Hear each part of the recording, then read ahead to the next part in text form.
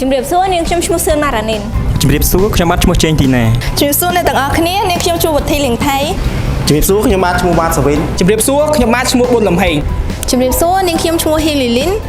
ជានិស្សិតឆ្នាំទី2ចំនួនទី2នៃសាកលវិទ្យាល័យ Western សាខាក្រុងទឹកខ្មៅខេត្តកណ្ដាលថ្នាក់បរិញ្ញាបត្រនៃមហាវិទ្យាល័យវិទ្យាសាស្ត្រកុំព្យូទ័រនិងបច្ចេកវិទ្យាចំពោះកម្មវិធីសិក្សារបស់សាកលវិទ្យាល័យគឺប្រកបដោយគុណភាពនិងស្តង់ដារនៅក្នុងការបណ្ដុះបណ្ដាលរបស់សាស្ត្រាចារ្យដែលមានបទពិសោធន៍ច្រើនឆ្នាំរួមបញ្ចូលទាំងថ្នាក់រៀនមានបំពាក់នូវបរិក្ខារទំនើបមានទីធ្លាធំទូលាយមានបណ្ណាល័យនិងបន្ទប់ប្រជុំសម្រាប់សិក្សាស្រាវជ្រាវរបស់សិស្សនិស្សិតផងដែរចំពោះការដាក់តាំងបង្ហាញផលិតផលរបស់ក្រុមយើងខ្ញុំនៅក្នុងថ្ងៃនេះគឺធ្វើឡើងក្នុងគោលបំណងដើម្បីបំពេញកិច្ចការងារស្រាវជ្រាវ assignment នៃមុខវិជ្ជា Entrepreneurship សម្រាប់ឆ្នាំទី2ឆ្នាំទី1ការសិក្សាជំនាញសហគ្រិនភាពគឺជាការសិក្សាដែលផ្ដោតសំខាន់ទៅលើការគ្រប់គ្រងការសិក្សាទៅលើទីផ្សារការដោះស្រាយទៅលើបញ្ហាប្រឈមផ្សេងៗការសម្រេចចិត្តនិងរួមបញ្ចូលទាំងការសិក្សាអំពីហិរញ្ញវត្ថុនិងគណនេយ្យក្នុងភាពជាម្ចាស់នៃអាជីវកម្មមួយជំនាញនេះវាពិតជាស័ក្តិសមជាមួយនឹងអ្នកដែលចូលចិត្តផ្សងឧបសគ្គដើម្បីភាពចំណេញទៅថ្ងៃខាងមុខមួយវិញទៀតវាក៏ពិតជាស័ក្តិសមជាមួយនឹងអ្នកដែលចូលចិត្តបណ្ដាក់ទុននឹងខ្លួនឯងដើម្បីការអភិវឌ្ឍក្នុងសង្គមក៏ដូចជាខ្លួនឯងនិងគ្រួសារផងដែរក្រុមរបស់យើងខ្ញុំ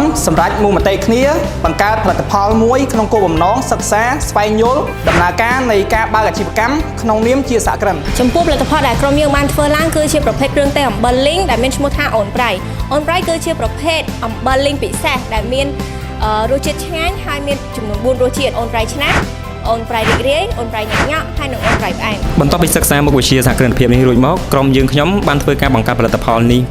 ឡើងមកដើម្បីដាក់តាំងបង្ហាញនៅក្នុងថ្ងៃនេះក្រុមយើងខ្ញុំបានយល់ឃើញថាការបង្កើតអាជីវកម្មមួយតម្រូវឲ្យយើងស្វែងយល់បន្ថែមអំពីរបៀបនៃការធ្វើទីផ្សាររបៀបនៃការទំនាក់ទំនងរវាងអ្នកផ្គត់ផ្គង់និងអតិថិជនចេះដោះស្រាយបញ្ហាមួយចំនួនរបស់អាជីវកម្មរបស់ពួកយើងចេះរៀបចំផែនការនិងគ្រប់គ្រងអាជីវកម្មអាចផលិតទំនិញបានក្នុងគោលបំណងស្វែងរកប្រាក់ចំណេញចេះអត់ធ្មត់និងតស៊ូជាមួយការងារជាដើមជាចុងក្រោយក្រុមរបស់យើងខ្ញុំសូមថ្លែងអំណរគុណយ៉ាងជ្រាលជ្រៅទៅដល់លោកគ្រូមកកុម្ភៈដែលជាសាស្ត្រាចារ្យបង្រៀននិងដឹកនាំក្រុមរបស់យើងខ្ញុំសម្រេចបាននៅថ្ងៃនេះនិងសូមអរគុណទៅដល់សាកលវិទ្យាល័យ Western ខេត្តកណ្ដាលដែលបានអនុញ្ញាតផ្ដល់ទីតាំងនិងសម្ភារៈមួយចំនួនសម្រាប់ក្រុមនិស្សិតយើងខ្ញុំក្នុងការដាក់តាំងផលិតផលលក់នៅថ្ងៃនេះសូមអរគុណនិងសូមជម្រាបលាបាយបា